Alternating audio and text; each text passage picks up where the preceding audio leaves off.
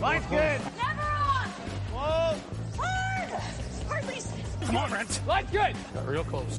The hair high, right? Try and hit 2/3. Have they saved it for her? Yes, they have.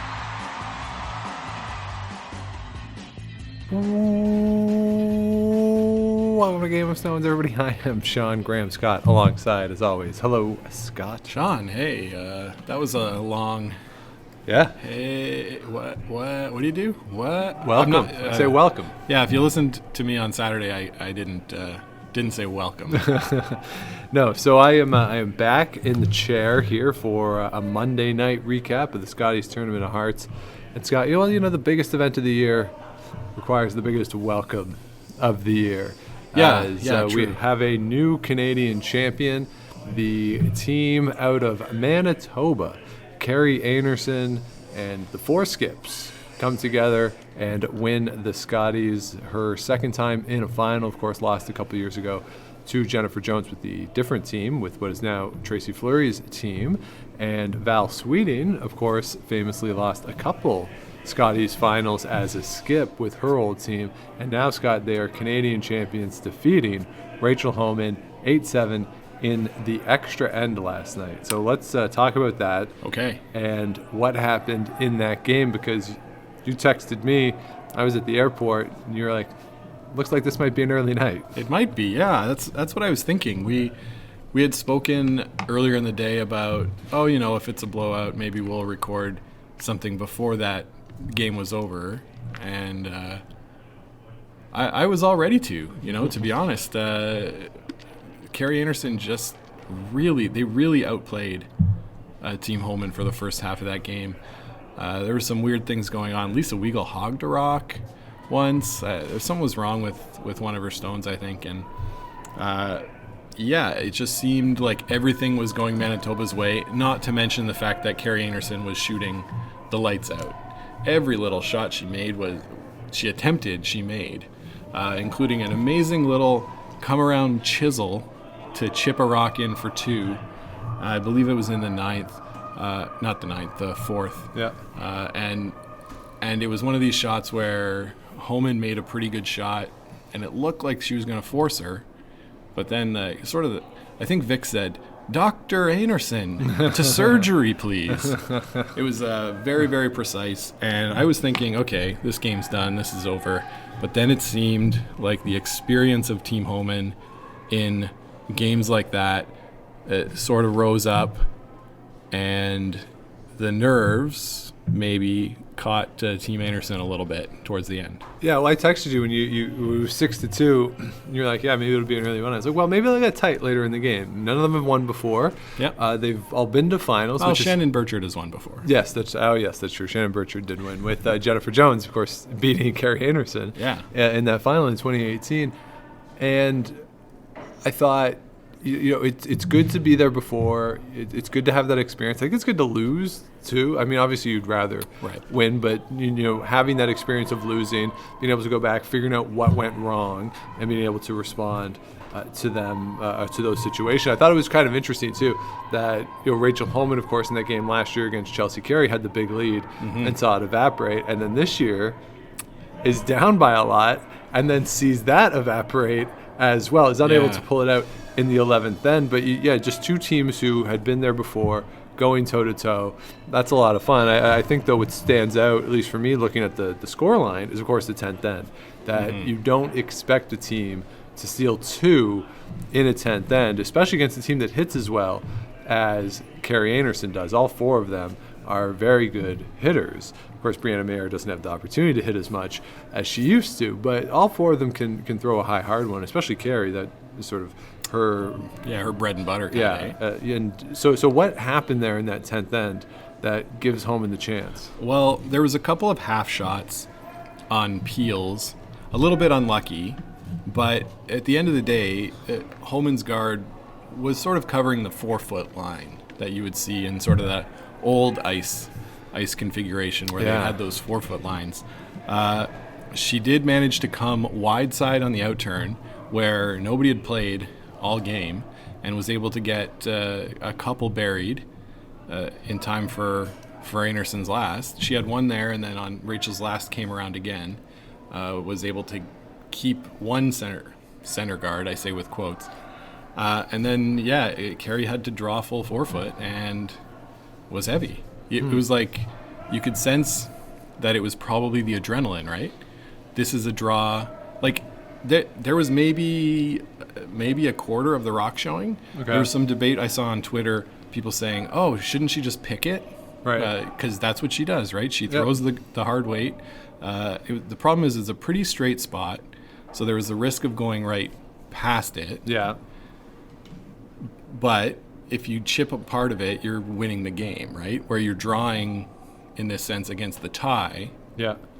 And I think she just had made up in her mind before Rachel even threw, I'm drawing the forefoot for the Canadian Championship, and had been sort of psyching herself up for that. Yeah, and I think that's what you want to do as a skip too. Yeah. Right. When the other team is throwing, you just assume they're gonna make it, and get in your mind, where do you have to put the broom? What is the weight gonna be? And just get in that mindset. Right. That's what players at the back end always talk about is, at the end of the game with the hammer, you have to be prepared to draw the forefoot at least, if not the pin, in order to win games. Yep. So, when Rachel Homan is going down, I'm sure that's what's going through her head, and Val's too. Sure. For that, and the front end too. They're probably all thinking about the weight, the path. What the path is, what's going on, and you don't want to have a discussion after that either. Especially when it's against the tie. You have confidence that you can make the shot. So certainly I don't think there's any problem with that. Yes, her strength has been hitting, but her draw game has gotten much better than what the first time we saw her. Sure, and she did put the broom down for the draw and then said to the front end, well, do you like the hit? Okay. So I think there was a little bit of doubt there, but, she said after not much discussion, she said, okay, we're drawing. Yeah. Puts the broom down and goes to the other end. Now, they had also called a timeout, which they didn't really need. They had lots of time remaining, but it was enough time that she went down to the other end and got her routine done and everything ready. But you just wonder, like, for a skip that hasn't been in that situation, that's like you're going to throw heavier than you typically, or you think you are, right? Yeah, that's the default. You got the adrenaline going. Yeah. You're going to kick a little harder and not notice, perhaps. Exactly. That you've kicked a little harder. You should. The sweepers should tell you the time to be top 12, right? And your adrenaline and their sweeping can get it there. Yeah. So she'd seen. Although, I mean, when Brett Gallant told Brad Gushu to do that to win the Brier in St. John's, he was like, I need 6 feet more. I think Gushu has said in interviews that he gave him like a foot more because he was scared of doing that same thing. Exactly, right? He was so conscious of it. Yeah. Of giving him too much. Yeah. So, tough go there. And then we get to the extra end, which honestly, I never thought we would be there. Right. In the 8th or the 9th, when Team Homan has hammer, Kerri Einarson was short on a draw. On her last, and sort of set up these 2 rocks at the top 12 foot, and Homan was frozen shot rock behind a corner on the other side, and there was a Homan biter at the back, and I sort of thought you could maybe play a slash double on the top 2 and get your shooter to stick on the frozen situation for 3, and they looked at it, they called Marcel Rock out, Marcel said, that's not there. And he's the lead. Well, and Emma was saying, it's just, we get 2, I don't think we're going to win. Right? She's like, down 2 without, the chances of us winning is pretty small. Yeah. And then after they stole that 2 and 10, I was like, oh, what do you think now? Well, they're still small. Like, they're still like less than 50%, But they're better than they were then. Yeah. So, I thought she might go for that crazy shot to try and score 3. Right. And that could have, really deflated the pro-Manitoba portion of the crowd. Right. Because it was a very pro-Manitoba crowd overall. Yeah, no surprise there. On the Prairies, Prairie's going to support Prairie. And I think we certainly saw it after the game that, and I don't think I realized it just quite how much, both with the fan base and with the other players, that Kerri Einarson, I think all 4 of them, but Kerri Einarson in particular, seems to be a very popular player amongst the other players, right? It seemed very genuine what you saw out of Jennifer Jones and her team during the medal ceremony. They seemed really happy for them. Rachel Homan who tends to not have too much emotion in her post-game comments. She was genuinely smiling and seemed really happy for that team in her interview, and certainly the online outpouring was pretty strong as well. So, really popular team. And we see this with curling fans sometimes too. They like the new kids on the block. Yeah, right? exactly. They want new people to win. They like the parody of it. So, I'm not surprised that it was a pro Manitoba crowd. Yeah, no, for sure. And so we skipped over it a bit, but in the extra end, Homan had a rock pretty much full for a buried. Einarson chose to draw on hers instead of peeling a top guard, and was heavy again. And I thought, here we go. But Homan, it was shot, so Homan had to deal with it. Hit, rolled out. Not a big deal, really. But she gave her the same shot again to win. And turns out third time's a charm on your draw weight to win a Canadian championship. Yeah. And she put it on the pin, and the sweepers were all over that one. So they didn't panic sweep or stay off too long thinking, No, everything was perfect. She put it on the pin. And they were celebrating a little bit, but then they went and shook hands with Homan, and Joanne Courtney gave Val Sweeting a hug because she, of course, played with her. Used to play with, lost the final together. Yeah, to that Homan team. So, no, it was pretty nice. And then, some real good, genuine emotion. I always like seeing these teams celebrate that have never done it before because you're like, what do we do? Whoa, this is crazy. And there's some of them are crying, and it's just it's just the whole week culmination of emotion, letting it go. Right. Yeah, and I think for somebody like Val Sweeting too, if she was sort of an up and coming player when she lost those two finals, and then her last couple of years as a skip were a little down for her. Yeah. She didn't have the success that she had earlier, and then to come back with this new team, figure out a new position.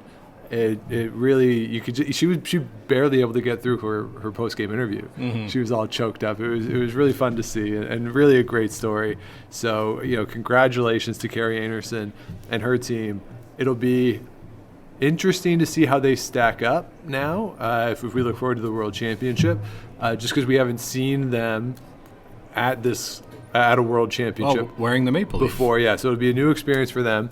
So it'll be fun to see how they sort of stack up with the other teams. They have, of course, experience playing the Anna Hasselberg and Tirinzonis of the world, although Tirinzoni won't be there. Elena Stern will be. Yeah. But, they have experience playing the top teams. That's one of the benefits that I think we don't talk about enough for Canadian teams. Right, the first time they go, they have experience against the top European teams. That's right. We talk about it a lot with the European and the Asian teams. They get to play the Canadian teams, but it's also vice versa. Yeah. For some of the younger teams, so the first time they go to these things, they're probably in a better position than they would be otherwise. Yeah, they know tendencies of the other teams, what they like to do. And you're not going to be starstruck, right? Right. It's not going to be, I've never been on the ice with this caliber of player. Right. Well, they do it every week. So, well, seemingly every week. Right. So that'll be a lot of fun. I think for Rachel Homan and her team, we're in the Ottawa Curling Club right now, home of the Homan foursome. Consecutive losses at a Scotties final. Interestingly, Scott, or at least interestingly to me, they have been in the final of the past 3 Scotties they've played in, and 1 and 2 in those 3 games. But last year, I think last year's losses, I would assume tougher for them to look back on and think like we should have won that game. Right. Whereas yesterday, you get down, and really, the scoreboard management isn't great, getting 1s and giving up 2s, but based on my reading of the game and sort of my understanding of it, it was really more a product of Einarson and that team playing well than really anything that Homan was doing wrong necessarily. Yeah, I think Emma Miskey was curling 100% through the first half of the game. Rachel was not playing that well, but it was the product of, I tried to run back for 2 and missed it, so that's a 0. Right. Right, and with not that many shots stacked up, yep. That's what you get. By the end of the game, Homan was up to 82 and Einarson 84. Actually, that's flipped. Flipped. Yeah. Homan throws 84. Yeah. Einarson throws 82. So that's crazy, right? And speaking of percentages, Rachel Homan on the week was plus 10 in her 14 games? 14 games. That's pretty good. Plus 10. And Einarson was no slouch herself, I think plus 6. But she only curled 2 games below 80%, and they were both in the 60s. And it was the game to Andrea Crawford and the game to Krista McCarville that they won in an extra. Oh, they got 2 in the 10th to win that one. So just a really outstanding week for her as a thrower, as a player. I think everybody was happy for her. Yep. I mean, maybe not Rachel Homan's family or the whole Homan team. Or Darren. Yeah, maybe not Darren. I was a little bummed. I was hoping for a Homan win, but I mean, being here every week in this club, it is fun. Yeah. When they have won something big, right? Yeah, You can just sort of feel it in the club that people are excited and happy for them. There's like a little bit of pride, right? Like, that's where I play. Yeah. So like probably I'm just as good. Right? It's just like, where are they going to put the new banner? Yeah. Right? Like that sort of thing.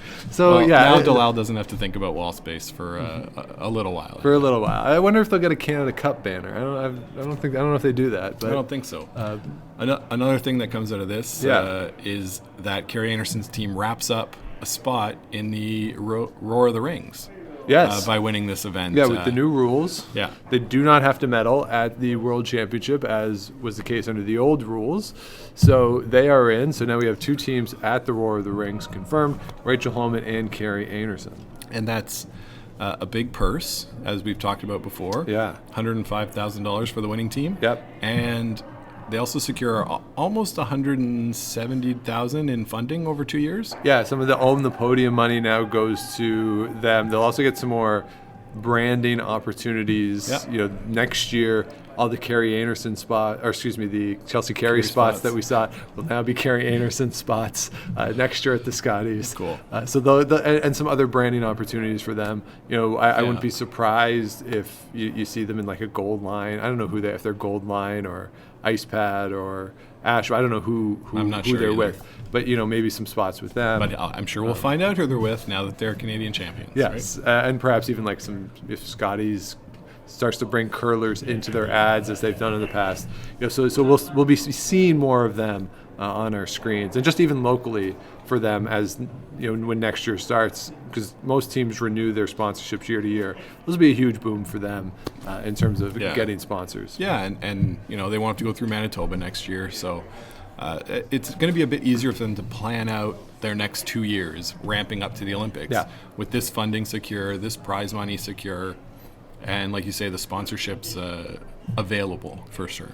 Yeah, no question. So, next year Manitoba becomes slightly less interesting because of that, with one of the top teams out. But whatever province we'd be talking about, it gets less interesting without a really good team. So, that's always the case there. One of the teams that benefits, though, from this Kerri Einarson win is Jennifer Jones, who loses in the semifinal to Rachel Homan. And we talked on Friday night, Scott, that I thought Jennifer Jones really needed to win that 1-2 game against Kerri Einarson. She does not. Comes out yesterday, gives up a steal of 3 in the first end, second end, excuse me. And that's the sort of thing that against Rachel Homan you just can't do. No. And then not being able to convert with the hammer. After that, she gets a single and 4. Homan comes back with a deuce right away. It's 5-1. You feel like this game is over. Yeah. Although we felt that way last year in the final. We did. So, I kept watching it, but I'll admit I was doing other things at the same time. It was not that compelling TV for me, and it was just it was sort of a foregone conclusion. Right.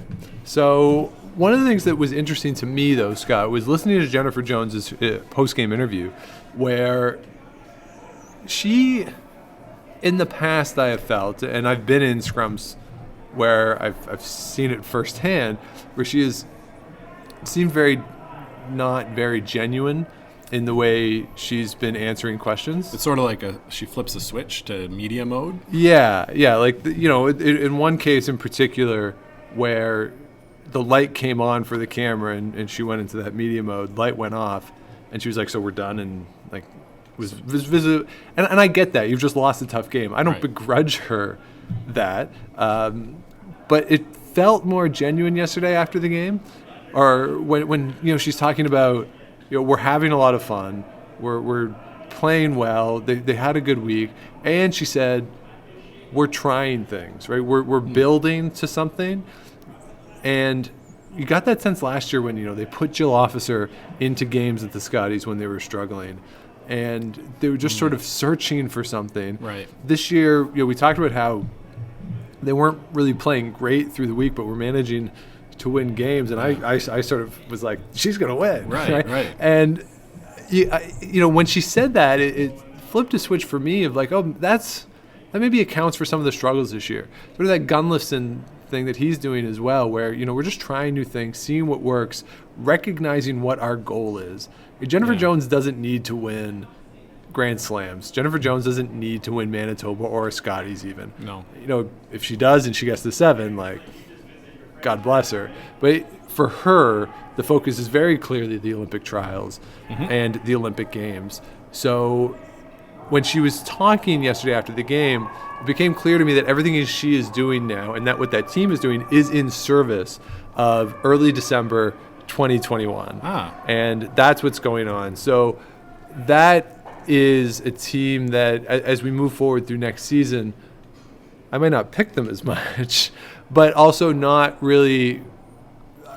Personally, I was almost in a sort of mini panic about that team and how they were trending in terms of results. But the way that Jennifer Jones was talking, they're really focused on the process more so than the results. Okay.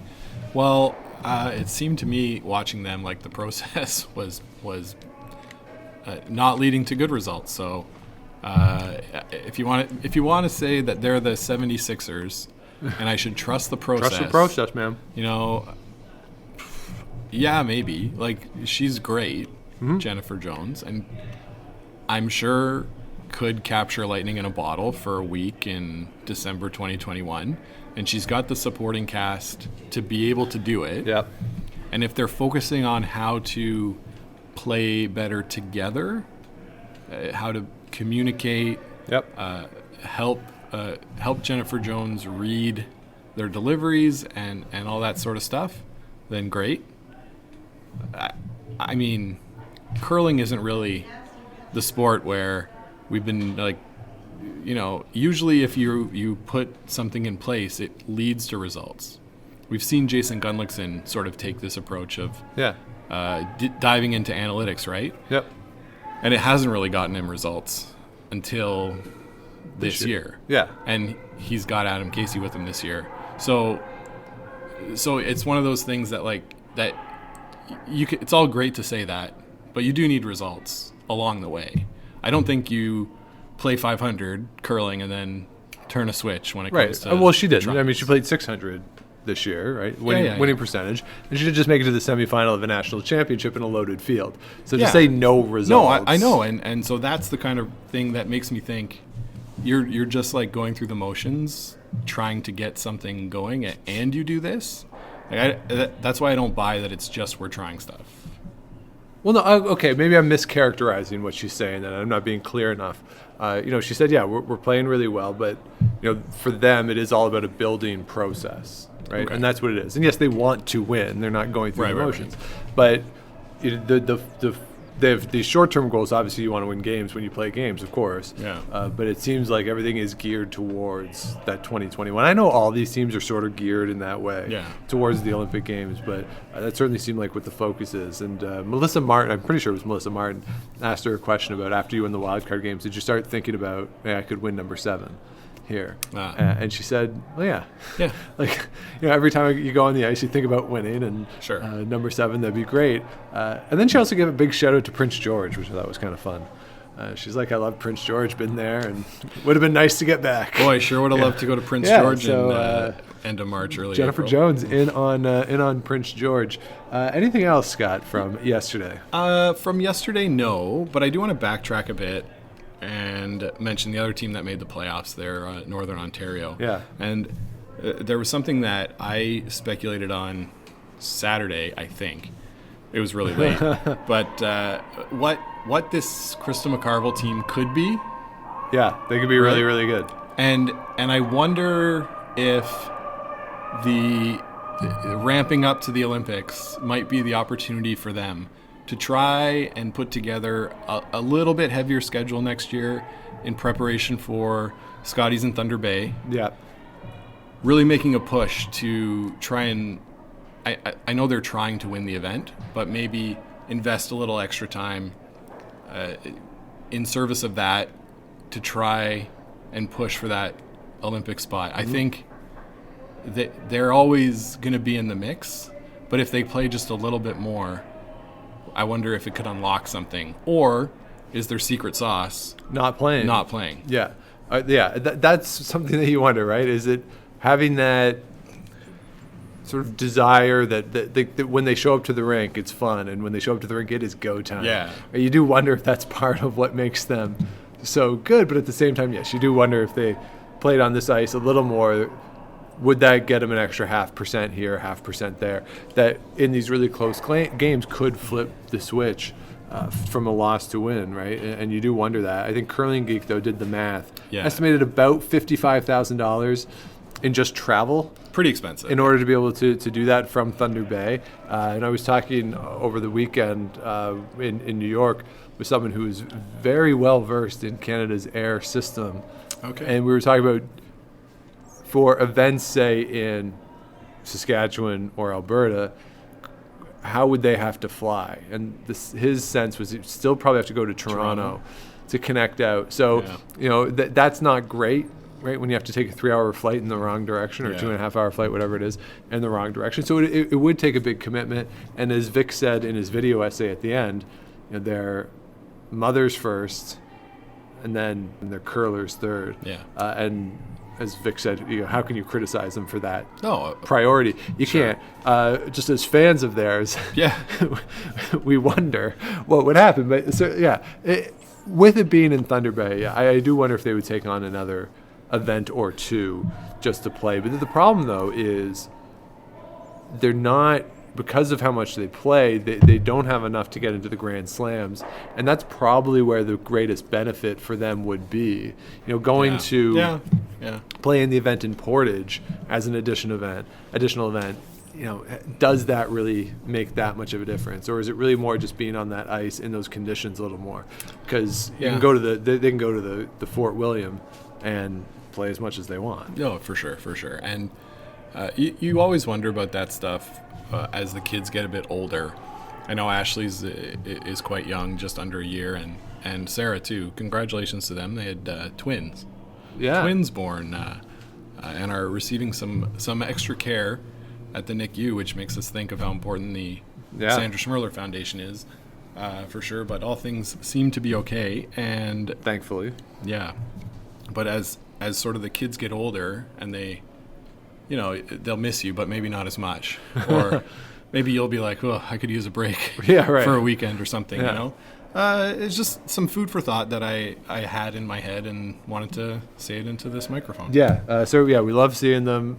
Great that it's amazing that they do as well as they do. Yeah, they're so good. They've been fourth or better in the last 4 that they've been to. Yeah, it's insane. They're so good and so fun to watch. Like I don't get burned out watching them like I did with Saskatchewan this year. Also quite a good team. Yeah.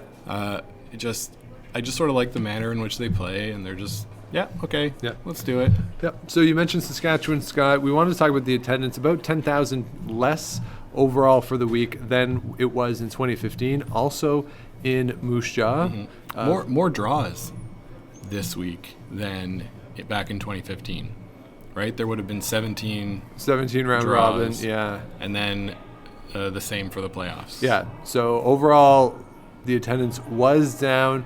The week-long price was $50 more than it was in 2015. I think, though, Scott, that having been in Saskatchewan, I think the difference in that can be racked up to Robin Silvernagel and the team really being out of contention by Friday morning and not being in the playoffs, right? Stephanie Lawton and her team in 2015 were in the playoffs. Yep. That's going to draw a lot of people out to the rink. Saskatchewan loves Saskatchewan. And if the team's not in it, in contention, that is going to take some of the interest away from the local crowds. So I think a lot of it can be racked up to that. Yeah. Would be my takeaway. So not all that different. It seemed like an appropriate sized venue. Yeah. And Vic loved it because he mentioned it coming home after every commercial break. Welcome to the Mosaic Center. Yeah. Some free plug for Mosaic there. Yeah. I don't even know what they do. Is it credit cards? No. That's no, I think it's grain or something, or something to do with farming. Yeah, write in and tell us what they do. But it didn't seem that full last night, and I wonder. Right. I always wonder about this Sunday evening finals. Right? Is it? It's for TV. It's definitely for TV. But wouldn't you still get a pretty good audience in the afternoon? You would think that you would, but there's certainly more competition in the sports arena during the day on a Sunday. Yeah, what the XFL was on? I thought, like XFL, you got golf on, basketball games on. I think. I mean, there is competition, but there's also I think the reality too of sports programming. Yeah. Is that night games draw better than day games. Yes, I agree. Right? I agree. Obviously during the week that, people working, but on weekends too, right? People Saturday, Sunday go out during the day, go do their errands, do things, and then at night are in it, especially Sunday nights, right? Saturday nights people are a little more going out, but Sunday nights you stay and you watch the game. And I think that's really what it comes down to. I just wonder if it might have been better at 6 Eastern, 5 local. Maybe you could have get that hour, a few more butts in the seats, Yeah. Because watching it seemed emptier than a major curling final on the prairies should be. Right. But you also have to think, too, of how many, in terms of people in the arena, how many people with week-long passes don't go. Yeah. Right. There's nothing you can do about that. That ticket's old. You can't really resell it. So I think that is part of it as well. Goes to the volunteers. It's when you have, again, with Saskatchewan out of it, and I mean 2 great teams, of course. I mean I would have gone and watched it, but if you've been there all week and it's Sunday night, you're like, all right, this isn't my local team. The team I'm cheering for might not be in it anymore. I'm going to go home and watch at home.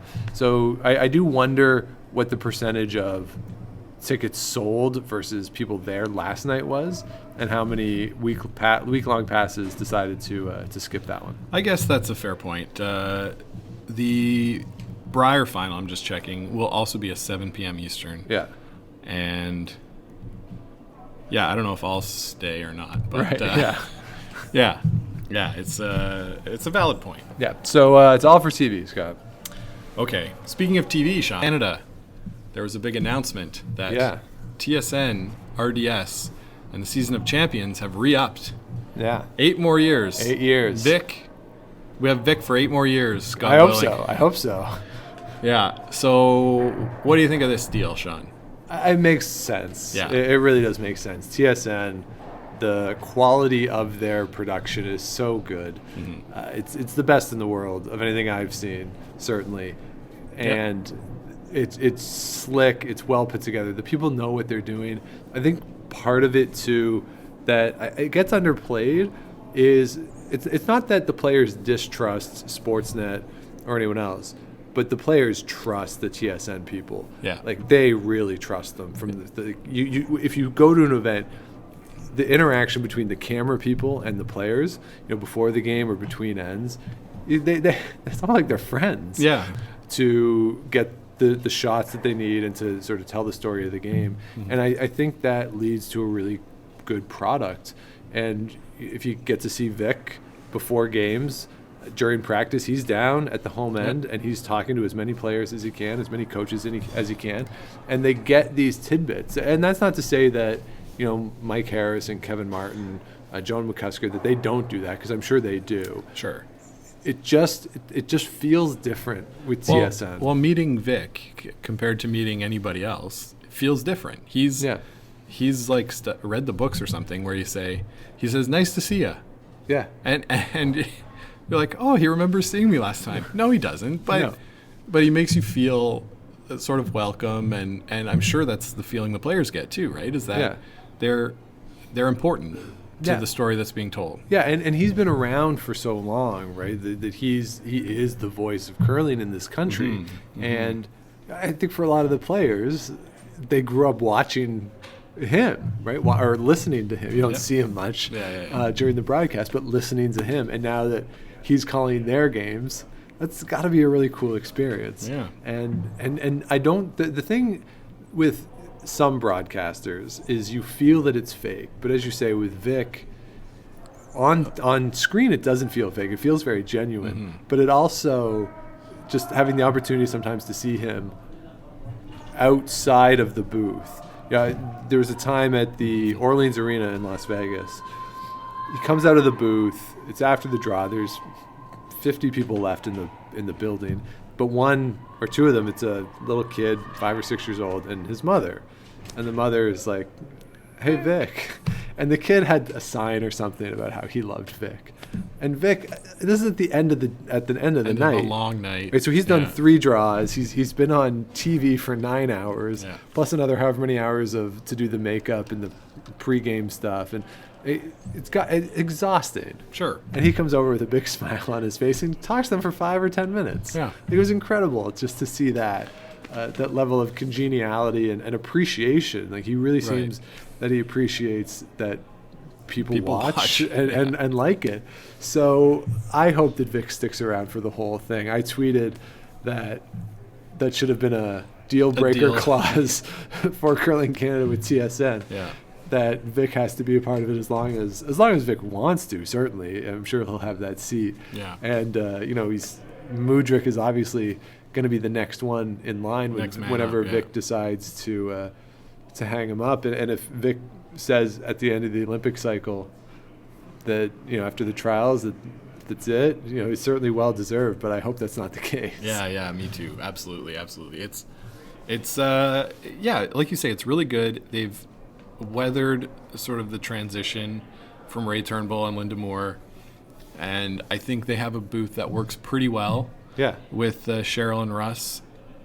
I mean, you'd always like to have a front end voice in there to combat the skips sort of taking over. Yeah. Vic plays that role pretty well. Yeah. Right. Yeah. But I think it's fine. Yeah, I think Kathy Gauthier.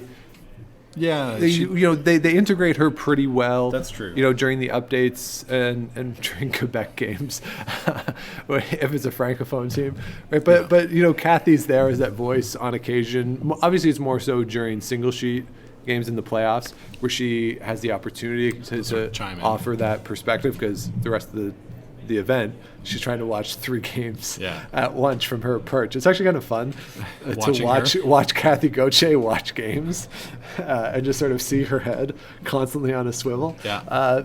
But they have that voice there, and I would expect that if Kathy Gauthier, by the way, hardest working woman in curling television. And this week she was not only watching the games there in she was Saskatchewan. Staying up all night. She was up all night watching her son play in Russia. I'm sure she fell asleep as soon as she got home and will sleep until she has to get up for her flight to go to Kingston this week. That might be true. Yeah. But whenever if she decides to retire from the broadcasting side, you do wonder if we'll get a front end player if they try to pull in Jill Officer or someone like that into the TSN realm to take over that role, because it is good to have a different perspective than just the skips. Yeah, absolutely. And I'm not 100% sure of all the business arrangements with this deal, but from what I understand, TSN doesn't pay any rights. That's what it's always. That's what it's been in the past. So they don't pay rights for this, but they cede the advertising time to Curling Canada to sell. Yes. Right? So Curling Canada, they don't get any rights money, but they'll get advertising money. Yeah, and some of it goes to TSN for the spot. Right. Right, because TSN has to pay their bills. Yeah, exactly. Too, right? So it's... I don't think the transaction is that Curling Canada upfront pays for it, but it's more of a cost or a revenue share. Right. That, TSN does not give up or does not pay for the rights to this. And it seems like it's been a pretty beneficial situation. If you look at the year-end reports of Curling Canada, they make money on all of the events that TSN shows. Yeah. And TSN makes money off this as well because Right. it's huge tonnage Yeah. for a week. Yeah. Right? It's 9 hours a day of no risk programming. I think they say it's about 300 hours a year for the entire season. That's of pretty Champions programming. So Yeah. pretty good deal for them and a pretty good deal for Curling Canada. So Yes. that's why we see a lot of the same ads. And I've teased this a bit on Twitter, Sean, but are you up for doing a curling season of champions ads review? Yeah, we can do podcast? that. Yeah, we'll do one of those. Yeah, so we'll do that later. Yeah. Later on, once it's less busy games wise. Yeah, for sure. And then the other thing, I mentioned Vic's essay. We talked about if I should do a Vic's essay. Oh yes, thing. yes. Okay, I didn't write it, but I have an idea Okay. of what I could do. But I don't know if I could do it without laughing, because this is not Vic's essay. This is a Vic essay in the voice of Twitter, Oh. of what Twitter's been all week. Well, Trying to sum it up. if you want, you can record it later and insert it in post. I could, but let's try it now. Okay. Let's try it now. Because this year, I watched Vic's essay this year. And, people had tweeted about how, it was very moving. And it was good. They're always good. Didn't quite give me the feels the way it has in the past. Okay. Very focused on the players and how great they are. Not a lot on the city and what it Yeah. means. Yeah. Okay. So, there's basically 3 points that I think we would get to for this. Okay. So, as the siren, this will be my music. The Sirens of Ottawa. 16 teams came to, he always starts this way. 16 teams came to Moose Jaw in search of a dream to win a Canadian championship. But as we learned, the Scotties is so much I can't get through it. The Scotties is so much more than just winning a Canadian. I can't do it. I can't even get through this because I'm so tickled by the idea of it. I'm trying to not look at you. Yeah. So much more than winning a Canadian championship. I can't. All right. I got to do this in post. Yeah. I will edit it and do it in post. Do it in post. Then. But yeah, my Vic essay. I but love you the have Vic to keep essays. all of that in. Yeah, that I can't. I couldn't say it. So we'll cut it in now. In the weeks leading up to the 2020 Scotties Tournament of Hearts, 17 teams geared up to head to Moose Jaw to compete for our national championship. Always a highlight of the curling calendar, the Scotties is an opportunity for us to come together and watch incredible athletes. Even though we decided that 24 of them were not incredible enough to put on TV, we were constantly amazed by the shot making on display all week in Moose Jaw. And while we are impressed by the competitiveness and skill that they demonstrate on the ice, we are constantly amazed at the type of people they are off the ice. No, it's never a drag to come to the rink to talk to these wonderful players and to watch them ply their trade on a daily basis.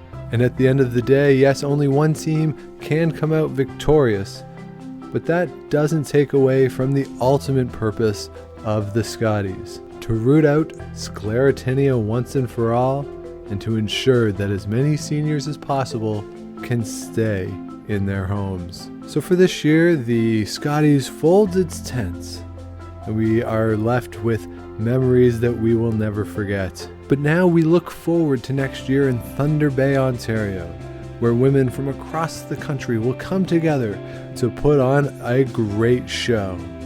And it'll be just brilliant.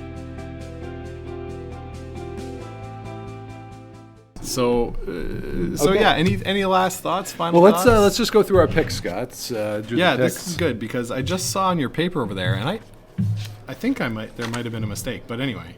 Why? You didn't write it down. How could there be a mistake? I wrote it down. You didn't write it down. You're right. No, but I remember something different than what's on the paper. Okay, so for the picks, as always, you pick 4 teams, playoff spots, and if the playoff team is correct, you get a point, additional point for picking the winner, so 5 available points. Scott, we both picked Rachel Homan to win this event.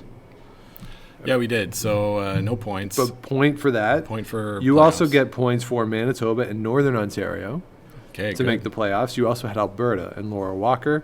And I think that's a very reasonable pick, but this was a very good field. Yes. They did not make it through. So the error that I saw is the way you wrote Northern Ontario. I thought it was wild card. I was looking at it from the upside down, sideways version. Okay, yes. My ends are pretty flat. Yeah. Yeah. So you get 3 points there, Scott. I get points for Ontario and wild card making the playoffs. I, though, do not get points for Alberta. I was also on the Laura Walker train. And I really liked Team Canada this week because of Chelsea Carey's record pedigree at Scotties. So I only get 2 points for this week. So you get a additional point on me in our race to the end of the season. And the standings will be updated sometime because I haven't updated them lately. I think December.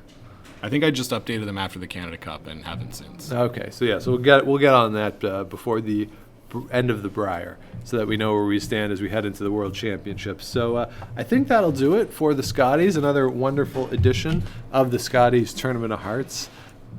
Always love it. My favorite event of the year. Absolutely. We'll now turn our attention to Kingston and the Brier, Scott, where we did daily coverage of the Scotties. We're going to do daily coverage of the Brier from Kingston. Yeah, we're going to be in Kingston. I'll be on site all 10 days of the event, including the wildcard game on Friday night. And Sean will be there part of the time and will join me remotely for our others. Yeah, so I think what we're going to do, you can let us know what you want to, if you have strong feelings on this. We were talking whether or not we want to cut in some of the post-game interviews with the players that are available in the media scrum area. We can do it. Mm-hmm. The problem is if we talk just about the games, then cutting in doesn't make later a lot of sense. That makes a little less sense. But we can try and we'll see how it goes early in the week. Yeah. One idea I had was to solicit some questions maybe from Twitter. What do the people want to hear us ask the players? Yeah. As long as it's not ridiculous. Yeah, we can ask them. Then we can ask those sorts of questions. And I will also say too, just in terms of availability, everyone is available. If you look at the Curling Canada, they tend to pull skips and thirds. Yeah. But in my experience, it's a lot of fun to talk to leads and seconds too. Yeah. Some of them are just very excited that they've been asked for an interview. That never happens. Yeah. So if you have questions for specific players, coaches as well. Coaches and fifths also available. A little harder to get the fifths. Right. I will say they tend to just leave.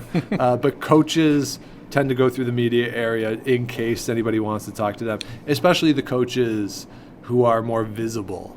I remember Earl Morris was always hanging around, for instance, right?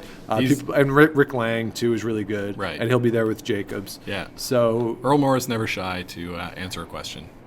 Yeah. Even if you're just walking by him and you say, "How's it going today, Earl?" He'll answer you. He will. Yeah. So a lot of chances there. So if you have specific questions for players, certainly we'd be happy to be your proxy. Right on. So we'll be back later in the week with a Brier preview, and then of course all week starting Friday nights, our daily coverage of the 2020 Tim Hortons Brier from Kingston. So do follow along with us on Google, Apple, Stitcher, and Spotify as well. Give the likes, ratings, keeps the show going, and follow along at Game of Stones Pod, Twitter and Instagram. Scott's there at Scott Lakes TV, and I'm at Dr. Shawnee Fever. And as always, you can email the show, GameofStonesPodcast@gmail.com. So we'll be back with you later this week. Later this week. And until then, keep those brooms on the ice and don't dump that intern. Make the final.